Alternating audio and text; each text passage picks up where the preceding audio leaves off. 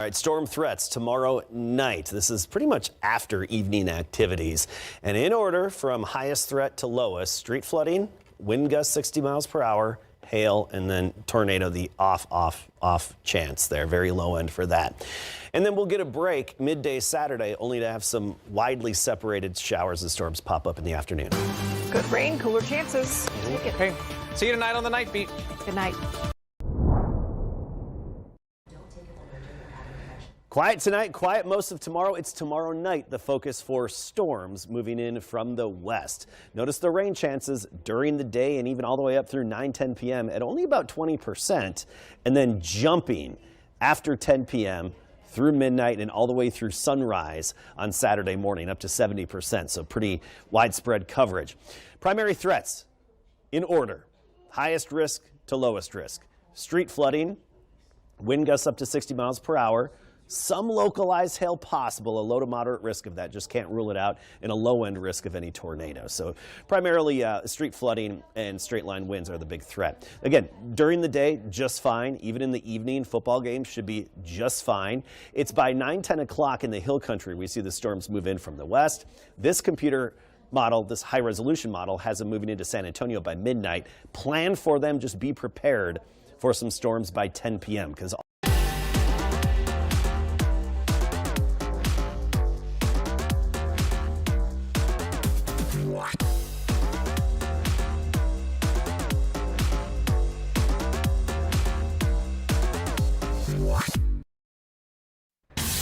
Tonight on the Nightbeat, a woman speaking out after a shooting between her ex-boyfriend and San Antonio police. What she wants other people experiencing domestic violence to know. And a tense meeting at New Braunfels ISD after school libraries in that district were closed to review alleged profane material. What parents and students on both sides of the issue had to say. Plus, a call from a local priest for an online donation page set up without his knowledge to be shut down. Also, why he's not alone. Live from KSAT 12, the Nightbeat starts right now. And we thank you for joining us. I am Ernie Zuniga. And I'm Stefania Jimenez. We start here tonight. She was just feet away from her ex-boyfriend when police shot and killed him outside of a San Antonio motel. You know, we've been following the story of 36-year-old Odin Paul Bustos since San Antonio police say that he fired first at officers last Wednesday. Yeah, so tonight we're hearing from the woman who called 911, and the night team's Avery Everett joins us here on set after speaking to her earlier today. Avery? Yeah, she's still processing what happened last Wednesday. 1 week later, she says Bustos was looking for her at the Westside Motel where this all went down. That woman tonight says she's a survivor of domestic violence, and she's hoping her story serves as a warning and a lifeline to other women. And one other note, she's also asked us not to share her identity because she's afraid of retaliation, and she's trying to find a way forward. He was pointing the gun at me, so I ducked and I just ran around the hotel. I didn't want it to happen like that. I mean, I knew he needed help, and I was trying to tell everybody. This San Antonio woman says she can still hear the gunshots and the sirens when she closes her eyes. She was staying at the Ramada Inn off Highway 90 and West Military Drive last Wednesday, and she says she knew Odin Paul Bustos. He has his good days, but then most of the days were all bad. Bustos was the man shot and killed by San Antonio police after SAPD says he fired at officers first. We had a 911 call come in. At the scene, Chief William McManus told KSAT a woman called 911 minutes before the shooting. This woman says she was the one to make that call. And I just gave him the address, and I was like, hurry up, cop. Send the cops, and I just hung up. She says she dated Bustos for 2 years, but broke up with him after he went to jail. She says over the last few months, she tried to keep her distance, but still had some contact with him. She says last Wednesday, he was looking for her at this motel. He was knocking on every door, every window. He was like, you don't come out. He goes, I'm going to shoot up these rooms. I was like, oh, my God. She says their relationship was abusive, including physical violence. She's sharing her story as a warning to other women. To get help if you feel it in your gut, and you know it's not right. And she's not alone. Marta Pelaez with Family Violence Prevention Services says these situations are tragically common. Given the definition of domestic violence as a progressive pattern of power and control behaviors. What are the warning signs of abuse escalating to this extreme violence? It begins with put downs, name calling, just threats, some threats here and there. Whenever we were getting like more into the relationship, I saw he was just changing. I was like real possessive, like controlling. Lethality is at its highest when they leave a relationship. An abuser has invested. For this woman, the pain is still fresh, but she hopes by speaking out, she can help save another life. Avery Everett, KSAT 12 News. And the data shows that 1 in 3 women across the world have been subjected to physical or sexual violence.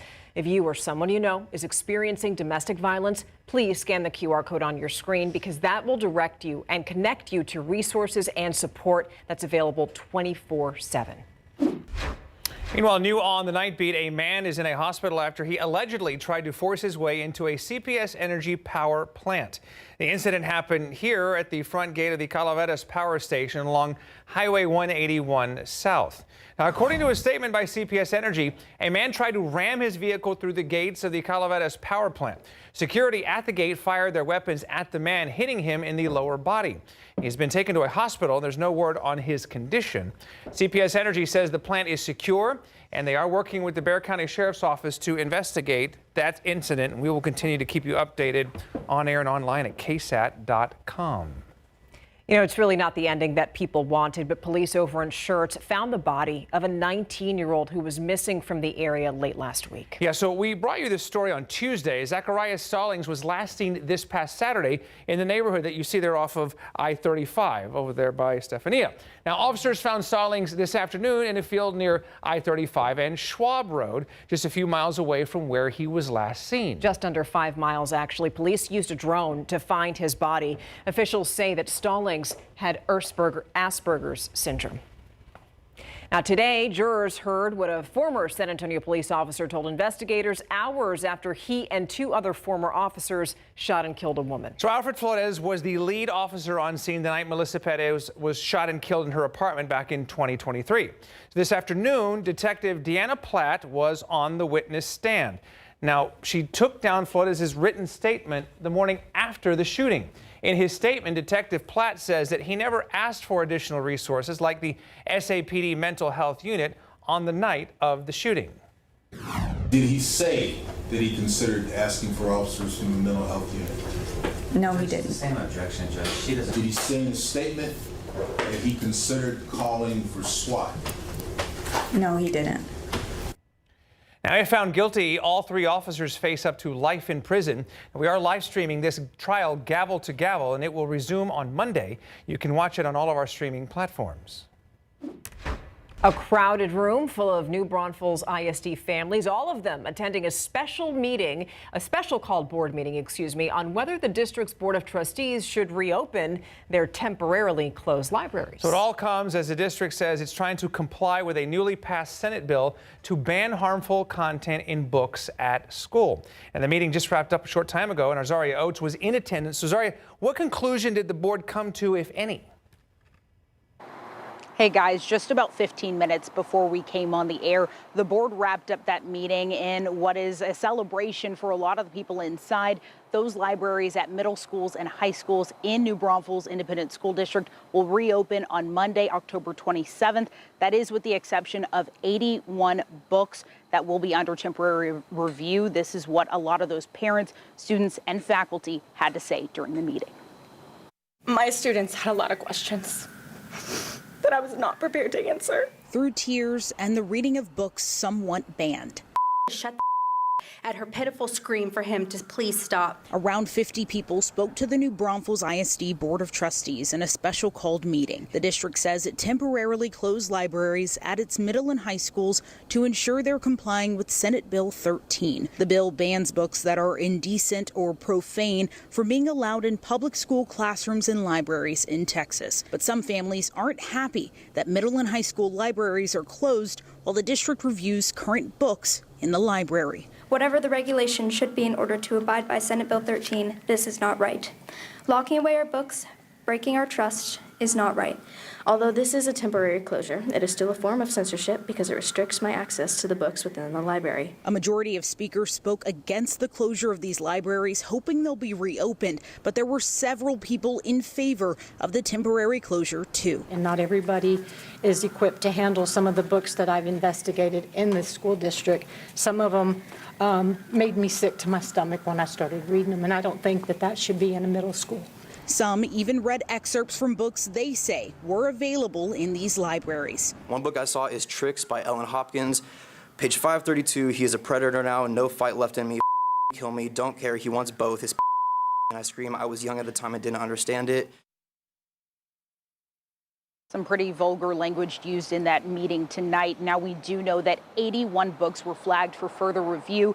That list of books will be posted to the district's website as early as tomorrow morning so that parents and faculty can review that list while they're under review by an independent team that the district has appointed. Once we have more information on if those books will be compliant with SB 13 or non-compliant, we'll update you on air and online. Live in New Braunfels, I'm Zaria Oates, KSAT 12 News. Arya, thank you. So many of us have been praying, hoping for rain, and it looks like tomorrow some of those prayers might be answered. Could be, Adam, tomorrow at this time. Yeah, and especially this time and a little bit later. So vast majority of Friday, A-OK. Even football games in and around Bexar County and surrounding areas should really be just fine. I think the earliest any showers or storms could make it to San Antonio would be around 10 p.m. tomorrow, but most of it's most likely a little bit thereafter. During the day, a 20% chance of a quick splash and dash shower, that's it. But notice by Friday night, we're up to 70%. We'll get a break midday Saturday, and then some redevelopment possible Saturday afternoon. I have the updated high-resolution futurecast. We'll talk about how much rain we could get and the primary threats in just a bit. All right, we've got you covered. Thank you, sir. The race for Texas Senate is heating up on both sides of the aisle. On the Democratic side, Texas State Representative James Tallarico and former Congressman Colin Allred are in a tight race, according to polls. So we want to introduce you to both of those candidates. And first, we sat down with James Tallarico, the former San Antonio middle school teacher who ran for state representative and won back in 2018, and has big ambitions and believes that he could be the one to flip a seat from red to blue. Seen over the past 30 years of Republican rule in Texas. My party oftentimes talks about turning Texas blue. The Republicans talk about keeping Texas red. I think the best color for Texas is purple. I think she would look great in purple because when you have competitive elections, all politicians have to stay on their toes. They've got to appeal to everyone in the community, not just their extreme base. So you can scan the QR code coming up on the screen there to see the entire interview with Eric Hernandez. Okay, well, other than the QR code, you can just go to KSAT.com and see that interview there. Once again, my friend, San Antonio showed what it's all about. Tonight, you helped us raise $21,000 for Meals on Wheels. That is huge. So a few hours ago, KSAT Community finished a phone bank to raise money for Meals on Wheels San Antonio. Weeks ago, we told you that federal cuts could have caused hundreds of seniors to lose meal services. The nonprofit has received a lot of help since then, and today's support put them over the top. So a huge thank you to everyone who donated for keeping our seniors fed. Stay right where you are. Still ahead tonight, San Antonians are going to have to find their chicken fried steaks elsewhere. Why Good Time Charlie's closed this week, and what comes next for that property. And a local priest is calling out a major online charity platform for setting up a page for his church without his consent.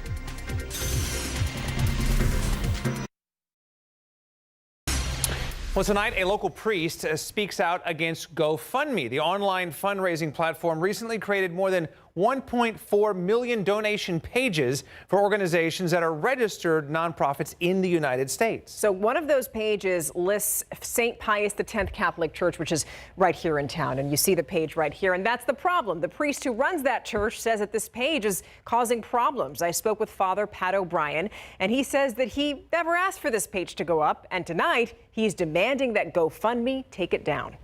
Just isn't fair. It's dishonest.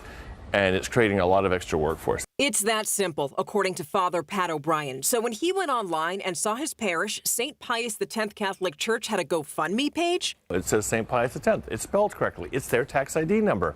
he was immediately concerned. We don't do that. His parish does receive funds directly through its website. Father O'Brien says it's easier to track the money coming in that way and simpler for people to understand, especially those who aren't comfortable donating online. We work very hard to get all of our people, especially those who are a little bit older and advanced in years, to trust online giving. So then when a trusted, what used to be a trusted company, I don't really trust them that much anymore, then does this, it sort of takes away that trust factor. A trust that's vital, since member donations and contributions are what keep churches like his running. We checked, and as of this evening, St. Pius's GoFundMe page has received only one $10 donation, but Father O'Brien says that is $10 too many. Okay, and what would be your message to them if they're watching this right now? Because they fix it. I mean, it's not that hard. Take it down. We didn't ask for it. We don't want it. It's confusing people. Take it down. So we checked, and as of right now, St. Pius's GoFundMe page is still up. Although hours ago, GoFundMe posted a message on its LinkedIn page saying that it will remove nonprofit pages for organizations that haven't yet been claimed. GoFundMe, by the way, also apologized and acknowledged that when it set up nonprofit pages on its website, it caused, quote, confusion, concern, and distraction. Meantime, the Archdiocese of San Antonio is telling people who want to donate to their cause to do it on their website, which is archsa.org. After more than 45 years, sorry to tell you this, but a popular local restaurant, Good Time Charlie's, it's closed for good. Yeah, the announcement came this morning in a news release, and I think stunned a few people. In the release, the restaurant said its official last day of service was yesterday. Our crew spoke with Millard Stetler, one of the co-owners of the restaurant, about why now was the right time to say farewell. Goodbyes are always unpleasant, but I think this is great. We love the business, but it has a kind of a shelf life for people, and it's time for Eddie and I to hang it up. Good Time Charlie's opened back in December of 1979, and fans are going to miss their signature chicken fried steak. It's like goodbye, Charlie's. Now. Right. And it's a staple there on Broadway. It's not going to be the same. Big time. All right, well, one thing that's happening around town, you've got a lot of trunk or treats. Yeah, trunk or treats, stuff like that. Actually, St. Pius Church, where we were earlier today, that parish, they're going to have a Halloween carnival tomorrow from 6 to 9. I'm told that there's going to be also a haunted house there, lots of candy for the kiddos. Yeah. They'll be able to trick or treat, so they'll be watching this closely. People have been nervous, but I really do think you'll be okay for those evening events. I really do. Football games, all that stuff. I think the earliest some storms could move in is about 10 p.m. at the earliest, and I'll explain it here in a second, but odds have favored a little bit after then. So here's a look at the rain chances throughout the day. It's at 20%. We just can't rule out one of those quick splash and dash pop-up downpours. Really don't add up to a whole lot, but can just move in and move out. So don't really plan around rain during the day or even all the way through sunset. It's especially after 10 p.m., midnight, and then all the way through sunrise on Saturday morning. We have that 70% chance, so the widespread showers and storms. And some storms could be strong to severe. Here are the primary threats in order from highest to lowest: street flooding and flash flooding. River flooding, highly unlikely in this situation. This isn't like the heavy rain events we had in July. Straight line wind gusts of 60 miles per hour. That and street flooding are our primary two threats. Can't rule out some localized hail as well. There is the chance that we could have a few little hail cores here and there. All right, so here's the next system. It's this wound up upper low that's over the four corners, but its energy already stretching into Texas. And notice these showers and thunderstorms. West Texas, all the way up into the Panhandle, some severe weather already. Now, this computer model does have the showers and storms starting 8, 9 o'clock, closer to the Rio Grande and in the hill country. I think that's right. It has it not making it to San Antonio until midnight or a little thereafter. It's my experience that these systems, once they form and get moving, they often accelerate that timeline a bit. So I'm just saying, be prepared by 10 p.m. for the onset of some showers and storms, but these models have been pretty consistent on holding it off until midnight or later. Bottom line, it's going to be a loud night tomorrow night. If you, your kids, your fur babies are sensitive to lightning and thunder, then definitely plan for that tomorrow night. Break midday Saturday, then redevelopment Saturday afternoon with the potential of a few severe storms Saturday afternoon. 1 to 3 inches of rain possible from these showers and storms. Not for everybody, but for some of us out there.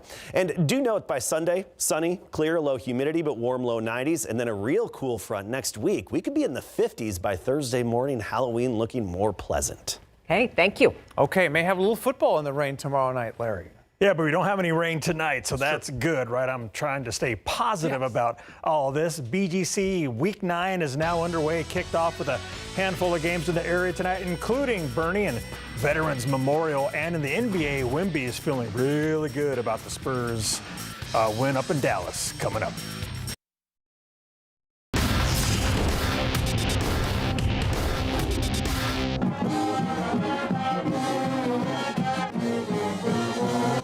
Bernie was playing sweet music both on and off the football field tonight in Big Board Sports. Here's the Bernie Greyhounds and the Veterans Memorial Patriots shaking hands in midfield for the coin flip before their district football game tonight. First quarter action, Bernie quarterback Grant Sweeney throws to Eli Nicholas in the back corner of the end zone for a 9-yard touchdown. The Greyhounds lead 7-0. Photog Adam was all over that one. Same score when the Greyhounds get more. Sweeney rolls out and finds defensive lineman Blake Burkholder for a 7-yard score, and Bernie leads 14-0. Like Adam said, the big man needs to eat too, and Bernie wins this District 13 5A2 game 45-27. The Sam Houston Hurricanes and the Jefferson Mustangs are playing football at the SAISD Sports Complex. First quarter, Canes quarterback Xavier Youngblood with plenty of time to pass. Now he waves to his wide receiver, and then Xavier goes over the top to Mevion Franklin Ross for a backpedaling 25-yard touchdown and 4th down and 14, and the Canes lead 7-0. The Mustangs answer back. The pass goes down the field to a wide open John Fernandez, 49 yards, tying this at 7-all, but the Canes win this 12 5A2 contest 27-20. And we end our BGC highlights with Brackenridge and Burbank playing at Alamo Stadium. Brack ball quarterback Patrick Mathis just chucks it up, and number 80 Daniel Rincon out jumps a defender, makes a bobbling catch for a sweet gain down to the 10-yard line. Moments later, running back Cruz Castillo scores on a 2-yard keeper, and Brack leads 14-13. Burbank comes back. Watch this run. Edward Rodriguez gets hit by a defender, bounces off of him. He's a human pinball all the way down to the 1-yard line, just coming up short. But Edward would finish the drive with a 1-yard scoring run as Burbank goes up 21-13, and they win 30-13. We've got 3 more finals tonight. O'Connor tops Holmes 52-28. John Jay won on the road 36-7 at Laredo Martin, and Medina Valley also won on the road 35-14 at Laredo United South. Led by Victor Wembanyama, the Spurs beat down the Mavs last night by 33 points, 125-92. Wemby went beast mode with 40 points, 15 boards, 1 steal, and 3 block shots.